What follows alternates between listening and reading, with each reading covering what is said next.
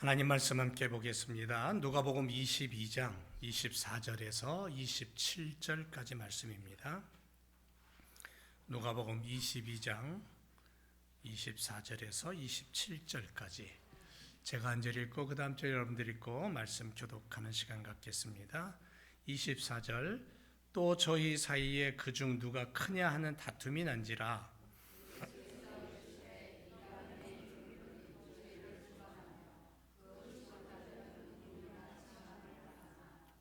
너희는 그렇지 않을지니 너희 중에 큰 자는 젊은 자와 같고 두목은 섬기는 자와 같을지니라.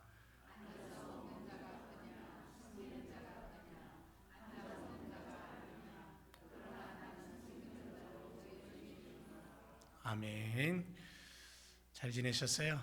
우리 한번 인사할까요? 반갑습니다. 사랑합니다. 반갑지 않은 분도 계시나? 우리는 주 안에서 누구를 보든지 교회로 걸음을 옮기는 사람은 그냥 반갑게 맞이해야 되죠. 왜냐하면 주님 앞에 한 영혼이 살아난다는 것이 얼마나 놀라운 축복인지 모릅니다. 아이의 울음소리가 있는 교회 또한 복되고요. 반갑습니다. 오늘은 예배자는 예수님처럼 움직입니다 라는 말씀입니다. 계속해서 제가 예배에 초점을 맞춰서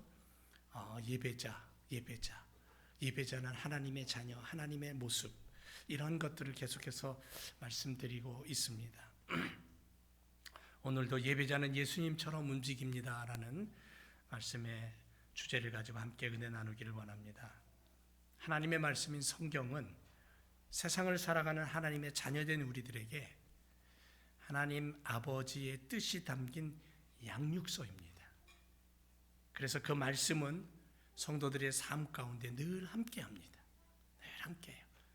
추울 때나 더울 때나 아플 때나 건강할 때나 머리가 아플 때나 맑을 때나 늘 그 말씀이 우리의 모든 순간 속에 함께하는 줄로 믿습니다. 그러므로 하나님의 자녀들의 움직임, 하나님의 자녀된 자들의 움직임을 통해 뭐가 드러나냐면 성경 말씀이 드러나는 거예요. 성경 말씀이. 오늘 본문 말씀을 들여다보면 주님은 제자들에게 기대하시는 것이 참 컸어요. 굉장히 많았습니다. 예수님은 십자가 지시기 전에 그래서 6월절 마지막 만찬을 준비하시면서 그들과 나누십니다. 성만찬이 뭡니까? 예수님의 죽으심을 기념하기 위한 것 아니에요? 살점이 떨어져 나가고 피가 터져 나오는 고통의 시간을 지나고 죽음을 맞이하는 사건, 그 사건이 6월절 안에 다 담겨 있어요. 그러니까 주님의 마음을 조금이나마 이해하고 주님과 함께 할 수 있었으면 얼마나 좋았을까. 그 예수님의 마련해 놓은 그 마지막 최후의 만찬에 제자들이 그 예수님의 마음을 좀 알고 이해하고 좀 함께 했으면 얼마나 좋았을까. 그런데 제자들은 주님의 기대와는 전혀 다른 방향으로 나아가고 있는 것을 보게 됩니다. 그래서 주님께서 기대하시고 소망하시는 제자됨이 무엇인가를 가르쳐 주시기 위해서 오늘 본문 말씀을 하시는 거예요. 우리는 예수님의 십자가 죽으심으로 말미암아 하나님의 자녀 되었습니다. 믿습니까? 하나님 나라 백성됨을 믿습니다. 그래서 하나님의 자녀들은 자녀됨의 삶의 질이 필요해요. 믿음 없는 모습으로 사는 세상적인 질이 아니고 그걸 얘기하는 게 아니에요. 불완전한 세상, 어둠의 세상 주관자들이 끌고 가는 그 세상의 모습이 아니라는 거죠. 세상 속에 있지만 영원한 저 천국에 입성하는 그 시간까지, 그 순간까지 만왕의 왕 대신 왕의 자녀다움을 잃지 않는 그 질을 얘기하는 거죠.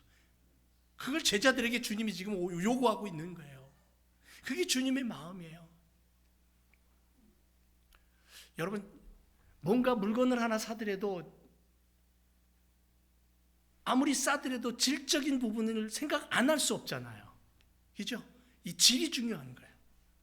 하나님의 자녀다운 삶의 질이 무엇이냐? 제자들을 모아놓고 십자가 지시기 전에 마지막 만찬을 베푸시는 예수님의 마음속에는 제자들을 바라보시면서 그 부분을 보고 계시는 거예요.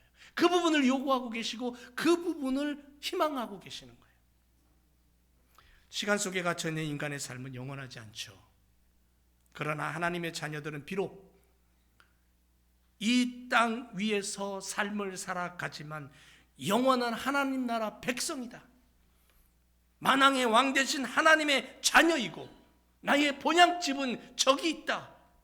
그래서 믿음으로 살아가며 성도들의 삶의 질은 세상 것이 아닌 하늘의 것으로 질적으로 다르다는 것을 느끼며 믿고 살아가는 거죠.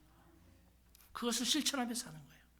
예수님이 지금 성만찬 예식을 통해서 제자들에게 천국 백성의 삶의 질이 얼마나 소중하고 큰가를 강조하고 있는 거예요. 그 제자들에게 그걸 요구하고 있는 거예요.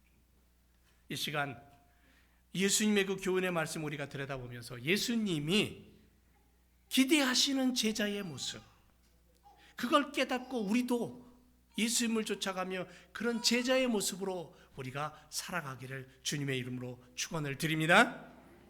그렇다면 첫째로 예배자는 세상과 다르다는 것이에요. 세상과 다르게 움직여야 된다는 거예요. 이걸 좀 우리가 기억했으면 좋겠어요.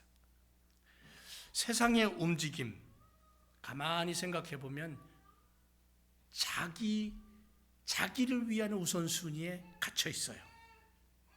자기가 먼저예요. 자신의 만족이 채워진 후에 그 남은 부스러기로 세상을 향해 눈을 돌리는 모습을 보게 됩니다. 그래서 세상은 욕심이 먼저예요. 이기적인 게 먼저예요. 세상적인 욕심은 결국은 다툼이 벌어지게 되고요.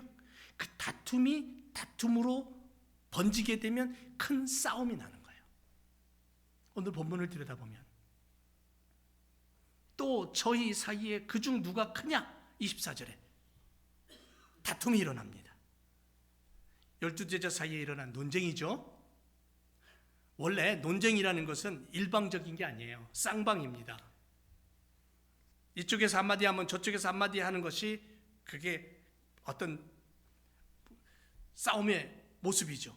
12제자는 누가 예수님을 팔 것이냐로 시작을 합니다. 누가 예수님을 팔 것이냐로 시작한 그들의 한마디 한마디가 결국은 어디로 번지냐면 다툼으로 번집니다. 누가 크냐로. 아니 예수님이 이 중에 나를 팔 자가 있을 거야 라고 했어요. 그랬더니 누구야로 시작한 그들의 다툼이 왜 그 주제는 놓치고 엉뚱하게 누가 크냐로 번집니까? 이 싸움이 일어난 거예요. 그러면서 생각하기를 내가 큰 사람이야. 아니야, 내가 더 높아. 난 절대로 예수님을 배신하지 않아. 난 예수님이 제일 아끼고 좋아하는 사람이야. 그래서 내가 제일이야. 내가 최고야. 그러면서 지금 제자들은 예수님 앞에서 뭘 하냐면 충성 경쟁을 하고 있는 모습이에요. 그런데 예수님께서는 12제자를 볼 때에 답답한 거예요. 세상적인 인생의 모습, 세상적인 입의 움직임을 보고 계신 거예요. 세상의 논리를 가지고 예수님 앞에서 자리다툼하고 있는 거죠. 세상적인 인생들은 어떻게 하면 내가 남보다 더 출세할까? 어떻게 하면 내가 더 주인 대접 받을까? 왕 대접, 사람 대접 받으며 살 수 있을까? 여기에 관심 있죠. 어디를 가도 선생님 소리 듣고 싶고, 어디를 가도 어른 소리 듣고 싶고, 어디를 가도 님자 붙은 소리 듣고 싶은 게 인간의 마음이에요. 이건 누구에게나 다 있는 인간의 마음이에요. 그래서 인생들은 일의 원인에 대해서는 좀 덜 신경 쓰고 일의 결과에 대해서 지나치게 많은 생각을 하고 신경을 쓰는 모습을 가지고 살아갑니다. 자, 대통령이 되었으면 좋겠다. 큰 회사 사장이 되었으면 좋겠다. 국회의원의 부인이 되었으면 좋겠다. 대학 교수가 되었으면 좋겠다. 이 모든 생각들 모두가 다 결론적인 욕망들이죠. 그러면 대통령의 자질을 쌓아 올리면 대통령 되는 것이고, 큰 회사 사장의 능력을 키우면 사장이 될 수 있는 것 아닌가요? 자질을 쌓아 올리고 능력을 개발하고 근본적인 생각은 하지 않고 대통령이라는 권한, 큰 회사 사장이라는 명예만 놓고 결과론적인 것만 놓고 말을 내뱉고 싸움을 하고 이런 것들이 결국은 세상적인 과욕이라는 거죠. 자, 지금 중동에 전쟁의 기운이 아주 짙게 깔리고 있습니다. 언젠가 뉴스를 통해서 이런 모습을 봤어요. 한 아이가 울고 있습니다. 근데 그 아이가 울면서 이런 말을 해요. 우리가 무슨 일을 했길래 우리는 이 일과 상관없습니다. 고통스러워하는 모습이 화면에 잡혔어요. 여러분, 이런 일들이 벌어지는 이유가 많잖아요. 여러 가지 이유가 있을 수 있습니다. 하지만 결국은 욕망이고 크고자 하는 욕심이고 권력 남용이라고 그렇게 얘기할 수밖에 없잖아요. 세상은 여전히 과욕을 부리며 탐을 내면서 그렇게 움직이는 것이 오늘날 세상의 모습이라는 거죠. 자, 비근한 애를 성경으로 돌아가서 에스겔 22장을 보면 아픔이 느껴지는 사건이 나옵니다. 하나님께서는 본래 이스라엘 족속이 순수한 은이 되기를 바라셨어요. 순수한 은. 여러분들이 가지고 있는 요즘은 은보다는 금을 더 좋아하니까 금으로 한번 생각해 보세요. 순수한 금. 뭐 다른 게 섞이지 않은 99.9%의 금. 그 순수함을 하나님이 원하셨어요. 이스라엘을 부르실 때. 하나님께서 친히 부르시고 택한 족속이고 거룩하신 하나님이 저들과 시내산에서 결혼해서 가정을 꾸리신, 그야말로 하나님이 부르셔서 하나님의 가족을 만드신 거룩하신 그분의 가족이 되는 그런 놀라운, 그래서 하나님은 그들을 부르실 때에 순수한 은, 그런 존재로 부르셨다는 거죠. 그걸 기대하셨다는 거죠. 그런데 그들은 순수해야 될 은의 모습을 보여주지 못하고 에스겔서에 보면요, 잡다한 것들을 받아들입니다.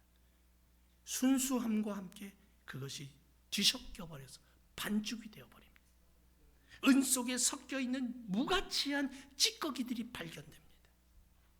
순수함을 버리고 우상숭배, 더러운 죄악, 세상 사람들이 하는 행위 그대로 탐욕과 이기와 남을 죽이고 더럽히는, 빼앗고 이런 것들, 더러운 삶을 통해 찌꺼기가 뒤반박된 그 상태를 에스겔은 지적하면서 하나님이 너희를 왜 망하게 했느냐, 하나님이 너희를 왜 버리시느냐, 이것 때문이다라고 얘기하는 거죠.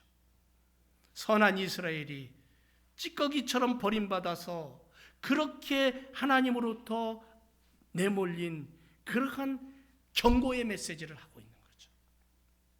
여러분, 성경에서 놋은 강함을 가리키죠. 그런데 22장 18절에 보면 그들 모두가 풀무 가운데 있는 놋과 주석과 쇠와 납이며 그것들은 은의 찌꺼기라고 이렇게 말씀하고 있어요. 에스겔은. 그러니까 여기에 놋과 주석과 쇠와 납이 등장합니다. 은이었던 그들 속에 이런 것들이 들어와서 섞여버려 가지고는 이 찌꺼기가, 이 은마저도 퇴색되게 만들어버리는, 보잘것없게 만들어버리는 모습을 이야기하는 겁니다. 그러면 이게 무슨 얘기냐면 놋은 강함을 얘기하는 건데, 강함은 이스라엘이 스스로 하나님을 버리고 교만해져서 강하다는 거예요. 주석은 무슨 뜻이냐면요, 아름다운 은백색의 금속인데 이건 겉만 번드르한 모습을 얘기하는 게 위선입니다. 그 이스라엘 안에 이 위선이 들어와서 하나님을 버려버려요. 철은 병기로 사용했잖아요. 폭력입니다. 하나님의 사랑을 가지지 못하고 그들은 폭력적인 모습으로 바뀌어버린 거예요. 납은 무슨 뜻입니까? 잘 녹고 유연하다는, 그러면서도 무거운 점을 가지고 있는데 이게 이스라엘은 쉽게 마음이 변하고 변질되고, 그래서 하나님을 버려버리고 완악한 태도를 가지고 세상을 살아가는, 거기에 빗대어서 이런 것들이 들어와서 순수한 은이었던 너희가 뒤섞여 버리면서 찌꺼기 같은 모습이 되어 버렸다라는 거죠. 순전한 것과는 구별된 이러한 금속들, 당시 멸망받을 수밖에 없었던 이스라엘 자손들의 타락한 모습을 얘기하는 거예요. 예수님은 십자가를 지시고 이제 곧 골고다로 오르십니다. 죽음을 맞이하십니다. 그러나 죽음 시간 앞에, 그 죽음의 시간 앞에서도 주님의 가슴 속에는 순수함과 정결함으로 불타고 있었어요. 어둠의 세력에게 뺏기지 않았다는 거죠. 죄악이 몰아쳐도 몸부림치시면서 하나님의 자녀들을 구원하기 위해, 순수함을 가진 천국 백성들을 회복시키기 위해서 예수님은 그 골고다로 올라가시기 위해 준비하고 계셨다는 거예요. 오직하면 겟세마네 동산에서 밤이 맞도록 그가 기도하셨는데 땀방울이 핏방울처럼 바뀌어버릴 정도로 그렇게 힘쓰고 애써서 기도하시던 예수님의 마음속에는 순수한 당신의 백성들을 얻고 싶었던 마음이 가득했다는 거죠. 사탄이 유혹합니다. 수많은 그 밤에, 겟세마네의 그 동산의 밤에 어둠의 세력이 와서 예수님을 유혹합니다. 그러나 그 유혹이 예수님을 넘어뜨리지 못했다는 거죠. 그래서 예수님의 마음속에는 그렇게 회복된 하나님의 자녀들이 하나님을 온전히 예비하며 경배와 찬양을 올려드리는 모습을 꿈꾸며 골고다로 올라가신 거예요. 찌꺼기에 불과한 것들로 다툼을 벌이는 제자들을 바라보시면서 예수님은 오늘 본문을 통해 진정 큰 자가 어떤 삶을 살아가는가를 가르치셨어요. 그래서 예수님께서 이르시되 이방인의 임금들은 저희를 주관하며 그 집권자들은 은인이라 칭함을 받는다. 예수님의 이 교훈의 말씀은 세상 사람의 이 안목에서 보면 역설적이고 정반대되는 그런 모순이라고 할 수가 있겠죠. 왜요? 세상 사람들은 결과를 크게 보려고 힘쓰고 했습니다. 서로 높아지려고 힘쓰고 했습니다. 제자들이 다투는 모습을 보면서 예수님께서 정치 권력의 예를 들어서 말씀합니다. 이방인들의 임금들, 국가 공권력을 가지고 있는 통치자들, 관료들, 그들을 가리키는 거죠.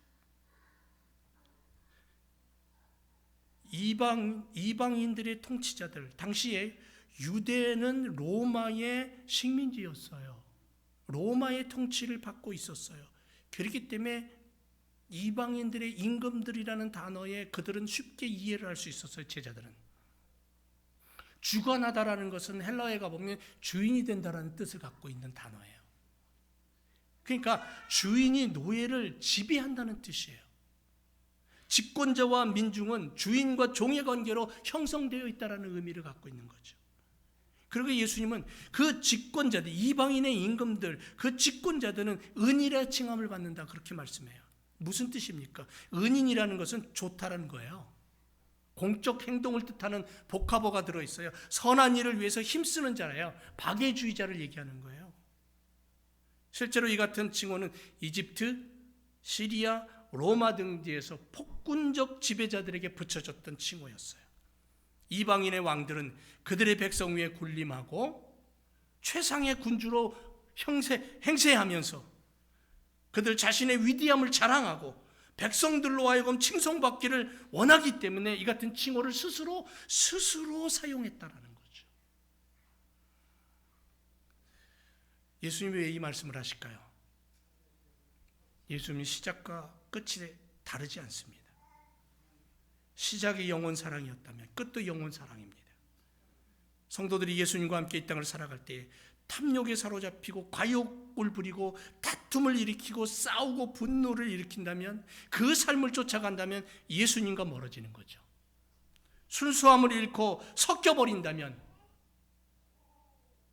찌꺼기가 내 안에 들어와서 나도 찌꺼기가 되어버린다면 하나님의 거룩함을 우리는 잊고 사는 하나님의 백성이라고 말할 수 없는, 하나님이 그 십자가로 구원한, 생명 주고 구원한 우리들의 그 생명이 하찮은 것이 되어버리는 그런 모습이 되는 거죠.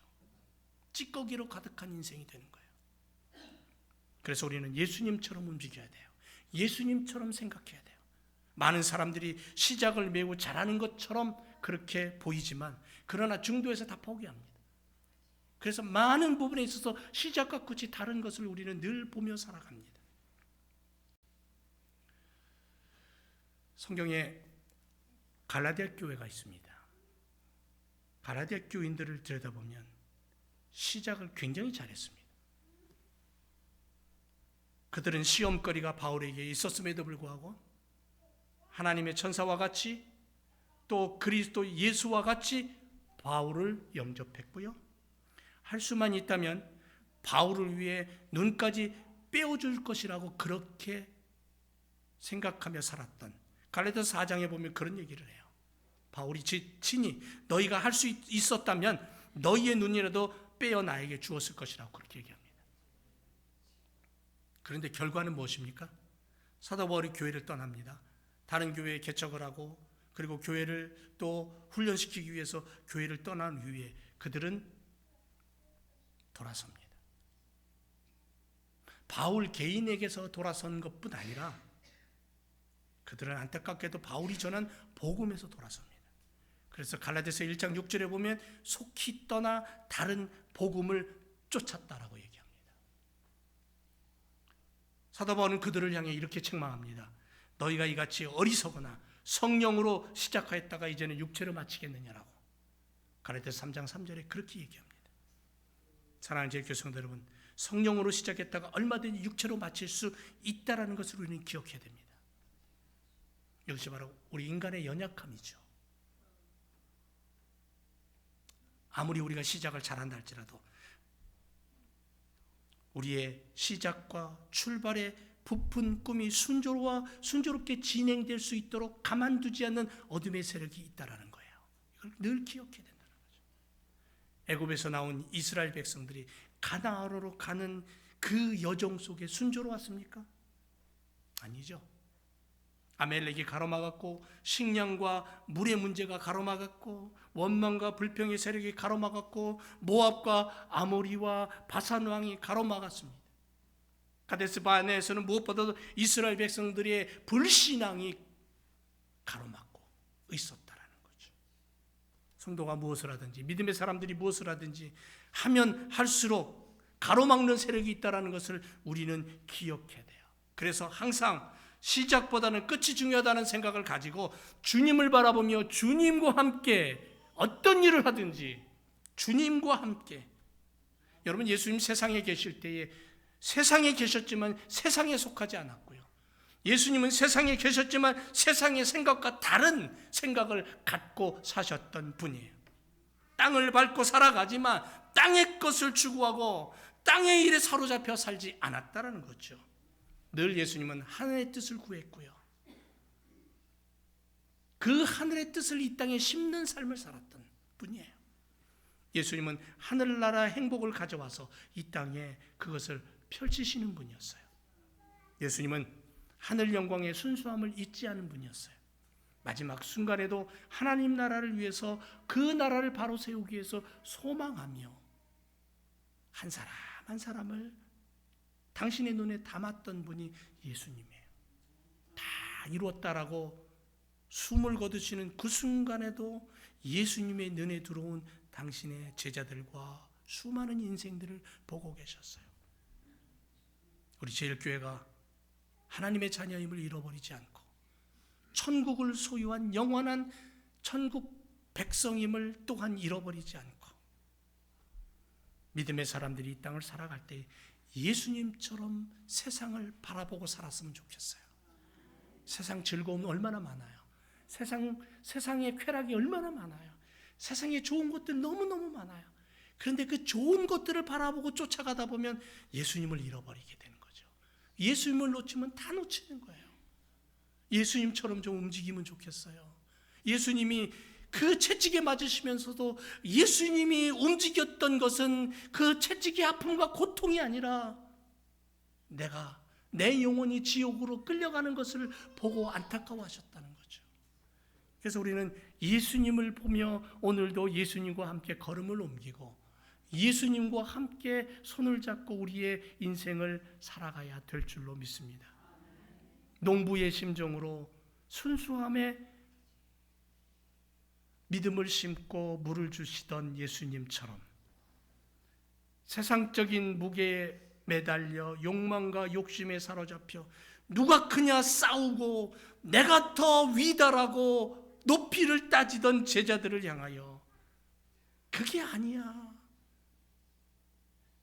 하나님의 나라는 그게 아니야 라고 말씀하시면서 세상적인 욕심은 결국 다툼을 만들어내고 그 다툼은 서로를 원수되게 만들고 결국은 싸워 망하게 만들고 지옥으로 만드는 거야. 내 나라는 그런 나라가 아니야 라고 말씀하시던 예수님의 마음을 붙잡고, 여러분, 우리를 금과 같이 정금과 같이 우리를 만드시고 세우시는 주님의 그 마음을 붙잡고 우리의 삶 속에 예수님과 함께 순수함을 잃어버리지 않고 거룩함을 놓치지 않고 온전한 믿음을 놓치지 않고 세상의 수많은 찌꺼기가 나를 향하여 도전하고 달려와도 그것을 밀어내고 지켜낼 수 있는 그러한 믿음의 사람, 온전한 예배자의 삶, 온전한 하나님을 찬양하는 그러한 믿음의 삶을 우리가 살아가야 될 줄로 믿습니다. 기도하겠습니다.